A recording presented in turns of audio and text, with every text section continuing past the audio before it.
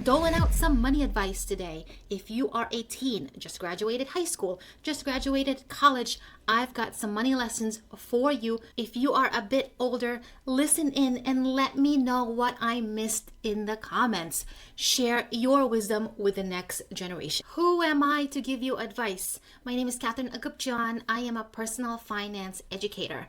And just like you, when I was 18, I felt sure about myself, but also very unsure about the world and what I wanted to do with my life. Statistically, you will likely follow the same path I did, and that is to go get a higher education, go work at a job, whether it's corporate, whether it's a smaller firm, and then you meet someone, you have a family.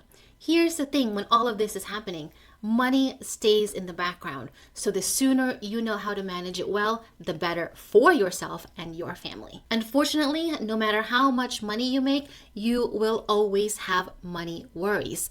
But with a little planning, you can reduce the anxiety and have a good plan forward. Here at Sisters for Financial Independence, I cover a lot of money lessons so you have more money to live and give and pass on to the next generation. If you want money content like that, consider subscribing to Sisters for Fi. I am an elder millennial and I am the oldest of 3 girls in an immigrant family. I was the first to do a lot of things in my family. That's what you get when you're older. I was the first to go to college in the US. I was the first to head into the corporate world and the first to deal with all of this money stuff. I wished so badly that I had an older sister to help me with those things. I made a lot of mistakes when it came to money, but I learned from them and now I want to share with you some of those lessons. Here's the reality when it comes to money. It's 2025, yet women still lag behind men when it comes to financial education. Women are taught to budget and spend, while men are taught to build wealth and invest. That has to change, and it has to start early on. If you are raising girls, it's time you also include them in your money conversations. Teach them about investing early on so young women understand that money can be a force for good for themselves and for their families. This video is dedicated to this girl right here. This is me at 18. I believe this was after award ceremony in high school with my parents. And I also dedicate it to you to help you navigate life a little bit better with a strong money foundation. Let's get this out of the way. Money matters. And if anyone tries to tell you money isn't everything, they're not necessarily wrong, but they're not right either. Whether you're 14, 18, 30, or even 50, money makes life easier. This doesn't mean you need to be rich or be obsessed with getting more money. It means you respect what money can do for you. You understand it's a tool and a very powerful one. Caring about money doesn't make you greedy. It doesn't make you selfish. It doesn't mean you're materialistic or shallow. It means you're smart. It means you want options. It means that you're thinking ahead. Because yes, money can absolutely buy happiness in the form of a safe place to live, food in the fridge, access to doctors when you need them, as well as clothes that can make you feel confident. There's also the invisible stuff, the things you feel instead of see. That is peace of mind, the ability to leave a toxic job or relationship, sleep that actually feels restful because you're not up worrying about bills or finding your next meal. And of course, money can help you find the space to dream bigger instead of just surviving. That's why I want you to learn about money now, not later when it could be harder when other people are depending on you. Don't run from money and don't be afraid to talk about it. Ask questions, learn how you can earn more, save it and grow it, and spend it in ways that match your values. So yes, take money seriously. Make some mistakes now because the stakes are pretty low. You don't have to be the richest person in the room. You just want to be the person with the most options, and money can give you those options. Let's talk about something super important. Your parents love you. They want the best for you. They've probably worked really hard to give you what you need. But here's something you'll realize as you get older. your parents may not always be right about money. This is nothing against them, it's just real life. Your parents are doing the best they can given their situation. And a lot of parents who didn't grow up with much, that meant learning just to survive financially. And that means you might have heard the following phrases at home. Don't talk about money, it's rude. Shh. That is just part of life. This is what we have to do. Get a stable job with benefits and never leave it. Investing is risky. It's only for rich people. If those sound familiar, don't worry, because you can unlearn some of those things and learn something new for yourself. The world is changing fast, and your money mindset, which is what you think about money, needs to change as quickly too. You are growing up in 2025, a time of side hustles on TikTok, teens investing through apps, crypto headlines and creator incomes, the rising cost of living, which is forcing people to rethink everything, as well as AI revolutionizing work. If you find yourself thinking, why do my parents stress so much about money? Why do they say no to things that feel so normal to my friends? You are not alone, and you are not wrong to ask those questions. But the big truth might be that sometimes your parents' money beliefs come from fear, trauma, or just outdated information. Maybe they grew up in poverty. Maybe they were taught to avoid debt at all costs, or maybe they've been drowning in it for years. Maybe they're just trying to protect you the only way they know how. And that's okay. It doesn't make them bad parents, but it does mean you get to choose which money lessons you want to move forward with and which ones you want to change. My parents immigrated from the Philippines to the United States with children in tow. They started over in a country that was completely new to them, new jobs, new places to live, new language, new currency, new economic system, and everything else. They had to learn, unlearn, and figure out a completely different way of life. Their money mindset is completely different from mine. My younger sister, who is 13 years younger than me, also has a completely different mindset than me. She grew up in the United States. She is an American kid. So the way she handles money, the way she thinks about money is also different. And now my daughter, who is going to turn 6 very soon, will also have a completely different money mindset. We read books about money. She's learning about saving. She's learning about investing, and she's learning about earning money. So those are things that do carry with you forward, but you have to pause and reflect to see if some of those lessons are helping or hindering your next move. Your money future can be different too. Respect your parents, but don't be afraid to think differently from them. Educate yourself. You have got more tools than ever, whether you're going to social media, watching YouTube videos, picking up some books from the library. You now have an abundance of resources to help you understand money better. And if money has always felt like a struggle in your family, you have the power to break that cycle. You are absolutely allowed to grow past what your parents have taught you. You can honor their effort while still growing on your own.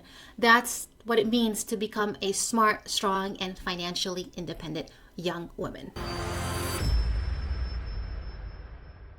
2025 is wild when it comes to marketing. You're just scrolling, you're trying to see what's happening out in the world, and then you get hit with an ad here, an influencer here, a limited edition drop, or something else that you thought you wanted, didn't want, but now you want, and it's now presented to you and easy for you to buy with a single click and a single tap. You as a young woman, as a young adult, are the prime target of all of these marketers. You have the spending power, or you can ask someone with spending power to help you buy things. So that means you are going to get bombarded with things to buy, to become a consumer, to spend. Here's the problem with this. When everything is marketed as an essential, it gets really hard to know a need versus a want. And this is what gets you into the cycle of spending, of debt, and why you don't have any money in the bank. So my next lesson for you now is to really know and understand the big difference between what is a need versus a want. A need are things that will help you survive and stay healthy physically and emotionally. This means food, prescriptions, basic hygiene, transportation, healthcare, a roof over your head. A want are things that are more fun, they're stylish, they're probably more convenient, but they are not required. A want will look like brand name shoes, bubble tea or iced coffee every day. It could be the newest tech gadget. It could be a new bag. It could be another makeup set that you might want to buy. And of course, there's nothing wrong with wanting things. We all want things. I want things. But the problem is that when you can't differentiate between your needs and your wants. And what ends up happening is that you keep tapping and swiping your credit card to no end. And by the time you grow up, hit your 30s or 40s, you suddenly find yourself drowning in credit card debt, hiding from your bills, staying at a job you hate because you can't afford to leave it, or constantly being worried about money and you are not sure how to break out of it. That is not what I want for you. And I know it's hard to think about your future, but as someone who is older and someone who has gone through all of those things, what I want for you instead is to have money in the bank. I want you to feel calm and in control and confident of your money. I want you to be able to swipe your debit card or your credit card without worry that you're not going to have enough to pay for it. And I want you to have the money freedom to say yes to the things that matter and no to the things that don't. So starting today, I am going to ask that you pause before you buy something. Ask yourself the following questions. Do I really need this right now? Is this purchase going to make my life better long term or make me feel good for a moment? And lastly, is this purchase moving me towards the life that I want or distracting me from it? You'll be amazed at how much money you'll save and how much stronger you'll feel when you start making those tiny decisions every day. Because the truth is, money isn't just about numbers. It's really about what do you value and what matters to you. So be careful with falling into the trap of accumulating stuff, of having a house full of stuff and a closet full of clutter. You don't need more stuff to be you. If you are having a hard time with your spending, I'm going to recommend this video here as well as a few in the description where we talk about spending triggers so you can really analyze what's causing you to spend a lot and how you can reduce your spending and create new habits for yourself. You might be thinking, budgeting at my age? I barely have any money. What's the point? Well, whether it's $10, $100, or $10,000, learning to budget is like building muscle. And like any muscle, you have to work at it. It's not easy the first time, it's not easy the second time, but the more you do it, you'll get stronger and more confident at assigning every dollar that you earn a job. You work hard for your money. It's not easy earning a paycheck. It's not easy listening to customers who may yell at you. It's not easy being up on your feet. It's not easy doing late night work. So when you get rewarded with that paycheck, you also want to do right by your hard work and really plan out your money by using a budget. Budgeting isn't just for grown-ups, it's for everyone who wants their money to work for them. But the word budgeting can sound super scary, but it's really not. You don't need a fancy Excel sheet. You don't need to do some hard calculations to do your budget. Basically, you just need your income and all of your expenses written down. One of the simplest budgeting methods that you can use is called the 50-30-20 method. And it basically splits up your income across 3 different categories. 50% goes to your needs. This is things that are required for you. You might be saving up money for gas because you need to get to work. It might be for a phone bill. It might be for so many other things. But these are your needs and essentials. 30% will go to fun and flex. So anything that's an extra, you will put in that budget. And the last 20% will be for savings, because there's probably a lot of things you want to do in the future.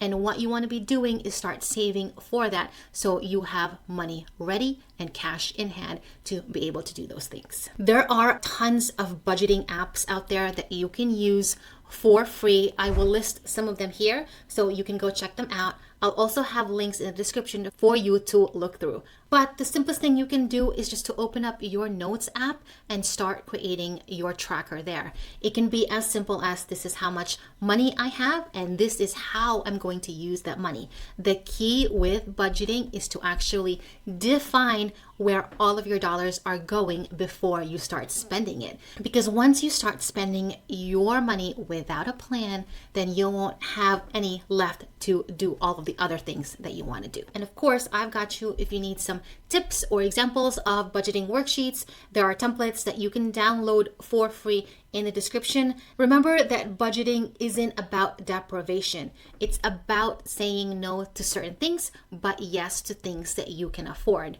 It's also about timing your purchases. It's saying, nope, I can't afford that right now, but maybe next week at next paycheck, I can do that.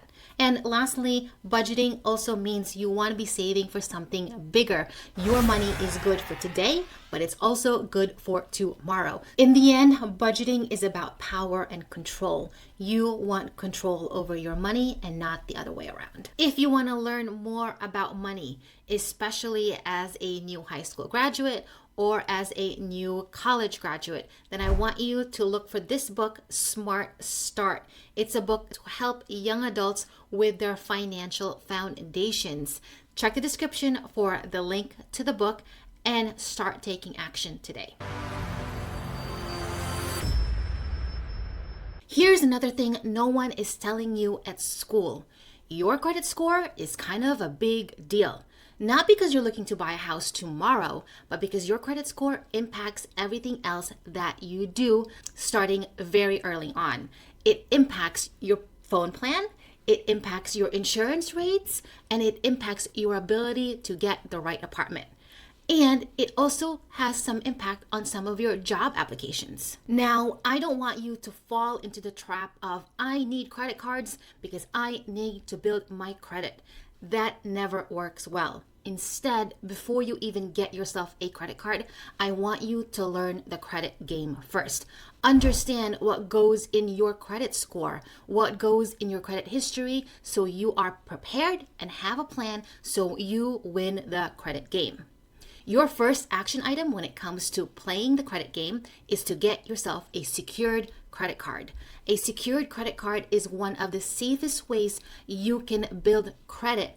A secured credit card works by asking you to put in a deposit. So this might be $100 to $500, and this becomes your spending limit. So you have already put collateral on your card that you can spend against. Now, the key with any credit card is to make sure you are paying it off each month. The minute you carry a balance month to month, interest starts accruing. And what people don't know is that interest starts accruing on anything new that you have purchased. So even if you were trying to buy something on sale, if you carry a balance on your card, you're adding extra to that, negating that sale price. When you're using your secured credit card, you can put small purchases on it. It could be a gas run, maybe a snack run, and put some of your recurring charges like a subscription to Spotify or YouTube, and make sure you set up autopay to pay it off all each month. By paying it off each month and paying it on time, it will start building what's called a credit history of you paying on time, and that will lead to an improved credit score and hopefully a good score in a few years. Here's the reality when it comes to credit cards. It's now very easy to spend more because they're easy to use. They're not just one plastic anymore. They're on your phone, they're on your watch, they're saved on your browsers, as well as it's easy to just tap to pay. That means it's now so convenient. Unfortunately, convenience can feel like a trap. The more you tap, there's really no exchange. You're not letting go go of something so it feels like you're not spending anything. But a few days later, when that credit card statement comes through and you see your balance, you will be shocked at how much you spent. Right now, the average interest rate on credit cards is over 20%. That's a lot of money going to interest. So I want you to be careful with the use of your credit cards. I really want you to win the credit game early. And it starts with understanding how credit cards work so that you win every time you use it. I'm going to give you some homework assignment. I've linked these 2 videos in the description and I want you to watch them. They will give you an overview of how credit cards truly work so you understand how to use them for your own good so you win every time and build your credit safely without the thought of spiraling into credit card debt. I want to save you that trouble because once you get into credit card debt, it can be so hard to get out. Here's the harsh truth when it comes to credit cards. They give you the illusion of extra income. So if you are making $80,000 a year and you put everything on a credit card, you can get an extra $20,000 a year by using your credit card. Unfortunately, that is borrowed money and that is money that you have to pay back. But if you're already living maxed out, it can be so hard to get out of that cycle. And I don't want you to get into that cycle at all. I want you to start small and I want you to know the game because when you are older, maybe 10 years from now, your good credit will become your superpower. It can save you thousands of dollars when it's time to borrow money, especially for a house or other things. So you want to make sure you play the game right. Now that we understand some of the basics, it's now time to take some action. And if you are 18 or older, you are going to be opening 5 accounts under your name. If you're under 18, you will need an adult, a parent, or a guardian to help you with this. But after that, it will be your account when you turn 18. So this is what I call the Adulthood Financial Starter Pack. And you're going to open, first is a checking account. This is where your paycheck hits when you get paid. This is where your everyday spending lives. And you want to be looking for a checking account that doesn't have any fees. Shop around, ask around, and see if you can find a bank that fits your needs. The problem with fees is that they will eat up your hard-earned money. So you want to avoid fees, overdraft fees, low balance fees.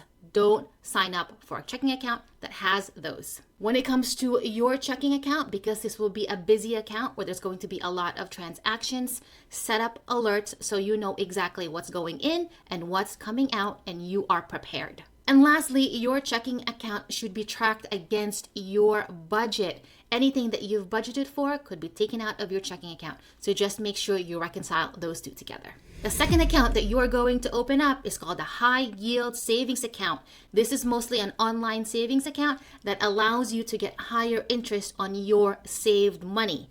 You want to be looking for an account that has no fees as well as higher interest rates. Right now, the average interest rate for high yield savings accounts is between 3 to 4%. So find one that fits your needs. A high yield savings account is basically where you are going to park your savings. So any money that you want to save up for the long term, maybe you're saving up for spring break or a trip or a new dress for prom, you want to park it in there so that it earns a little bit of money over time before you're able to use it. The third thing you're going to open up is a secured credit card.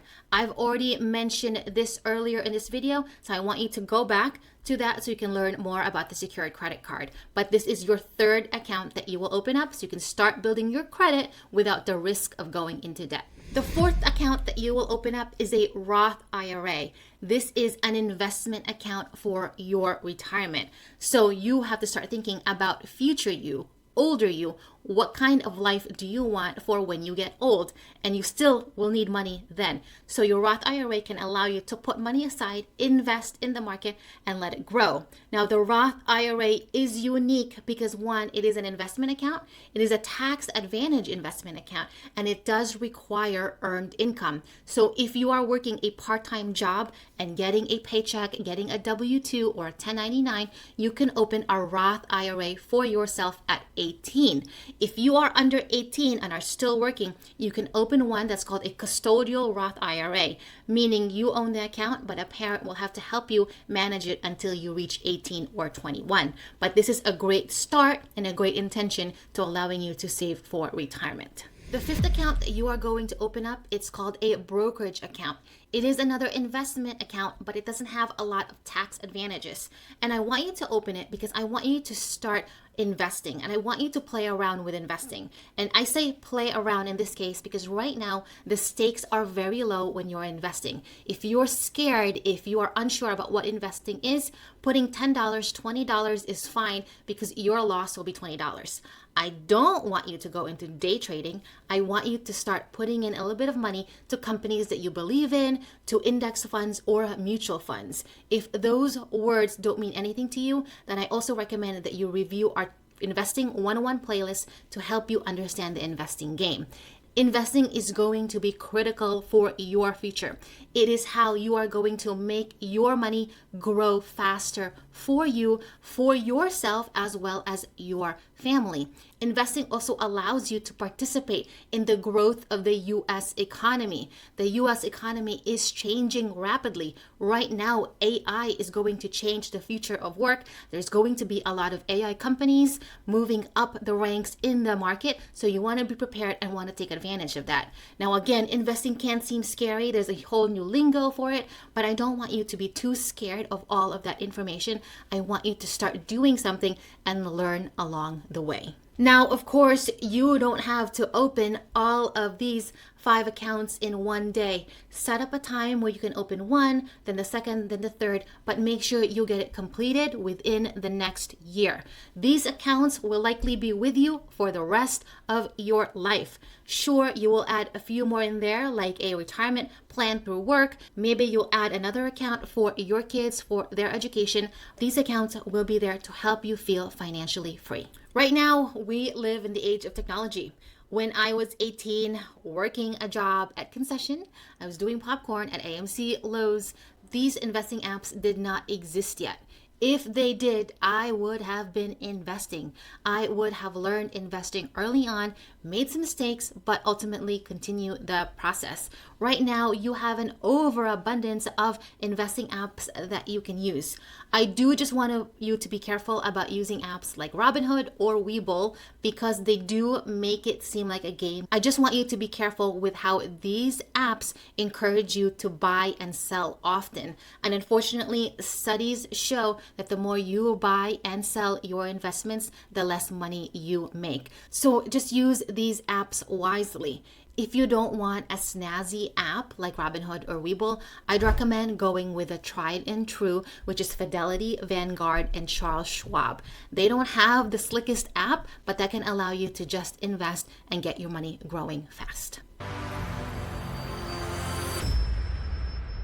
Let's talk college. It's a huge deal for some and maybe not so for others, but college is not a one size fits all. And I really want you to think carefully about heading into college, whether it's the right move for you. College is expensive and paying down your student loans takes a lot of time and a lot of effort. So instead of you getting bogged down by student loans, I want you to really consider if college is the answer for you today. Here's the unfortunate reality with college. It's not really just about the education or the name. You're now paying more for tuition. You're now paying more for dorms that are fancy. You're now paying more for meal plans that give you everything. All of this adds up, and if you don't have the cash on hand or the academics or the sports or the scholarships to pay for it, instead you are going to be asking your future self to pay for all of these things, and I don't think that's fair to you. Every dollar you borrow today is a piece of your future paycheck. That means anything that you earn when you get out of college has to go back to pay for your past. That's a hard thing to stomach. There are other alternatives to going to a 4-year degree and getting all of those years with loans. I have another video here at Sisters Forfi to help you reduce or eliminate your student loans. I'm really committed to not having you take out a lot of loans because it is a burden when you are in your late 20s or 30s to still have that hanging over your head. So I want you to check out that video here. It will be linked in the description as well. If you are in New Jersey, I also have another video that talks about some of the opportunities where you can go to community college for 2 years, sometimes for free if your income allows, and then transfer to another university like Rutgers. If you are already in school, you've committed, put in your deposit, or you have started the first semester or your first year, it's still not too late to rethink your strategy when it comes to college, when it comes to debt, when it comes to student loans. If you are going to be committed to be doing your schooling for 4 years, just keep in mind that there are ways to reduce the loan amount that you are going to take. Find as many scholarships as you can. Try to finish early. Even a semester or a year early can save you thousands of dollars. And start tracking your student loans so that nothing falls by the wayside when you graduate. If you have taken on a loan that has interest already accruing, it might be good to start paying that interest so it doesn't add up to your principal when you get out. At least you can lower the balance and it can allow you to work on your payoff of your student loans that much faster. Another video here to help you with that, so I want you to check that out here. I went to college. I also have my master's, but times are different now. College is a little bit more expensive. So the traditional path isn't the only path. If you are having doubt when it comes to college, don't let that doubt lead to debt. That is the one thing I don't want for you. There's no shame in being strategic when it comes to higher education and not wanting any debt. Let's get one thing straight. Making your own money is one of the most empowering things you can do for yourself. And we covered in lesson 1 that we all need money. Money can buy things that we see as well as things that we can't see. All of the invisible things like peace of mind. So your next goal will be to start earning money. You don't need a college degree to be earning money. You can be 14 and babysitting. You can be 18 and working a job. You have to start earning money so you can have the confidence to start building your bank and start putting money away. Right now, you likely have the most wonderful resource at your disposal, and that is the gift of time. Start building your skills. Start talking to people. Reach out and see what kind of services can you provide to others. This is also the time to experiment mistakes. Learn and grow without a lot of major consequences. In 2025, there is an overabundance of opportunities that can allow you to make money. I am going to share a PDF list in the description for you to browse through to see if you can find something that can allow you to test, work, and earn money from there. If you're creative, you can sell digital art. You can use AI to create some new things and sell it on Etsy. You can create more stuff and more worksheets using Canva. If you are book smart, you can tutor kids. There's so many parents that want extra help for their kids, so tutoring can be a lucrative side job for you to start. If you love kids, then maybe babysitting is your thing. Trust me when I tell you that there are so many families that need some help during the summer, so picking up a few hours here and there to babysit, dog walk, and so forth can allow you to earn money and save money. When you start earning your own money, you start creating options for yourself. And this is a big deal. It means you don't have to ask your parents for money. You can start saving and you can start investing early on. And of course, it builds your confidence as you learn to talk to people, as you learn to earn, as you learn to save along the way.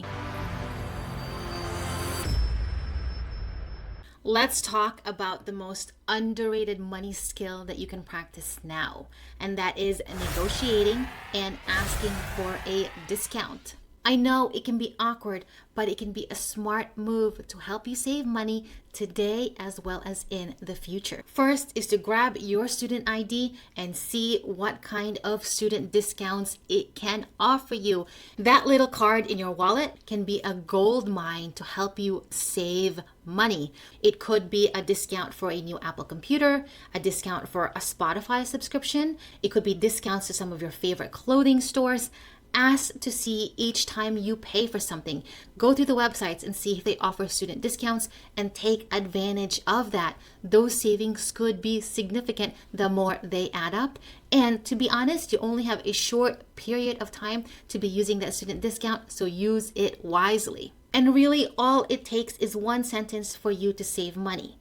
Hi, do you offer a student discount? And that's it. If they say yes, then you've just saved yourself a whole lot of money there. The next skill that you are going to practice as you head into adulthood is your negotiating skills.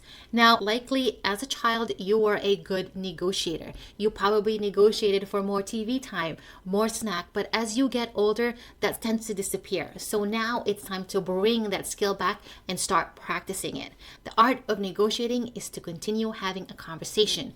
Do not take no for an answer. Figure out other ways to get to your yes. We're not trying to be rude here. We want to be confident in what we're asking for. How else can we meet halfway so we both have a win-win situation? Every time you speak up, you're building up that muscle so that by the time you get to be an adult, you can have those conversations and you won't feel so awkward negotiating and asking for a discount or getting to your win-win situation. By extension, negotiating is really just advocating for yourself. So start practicing that today so you're ready when you start negotiating for the big stuff.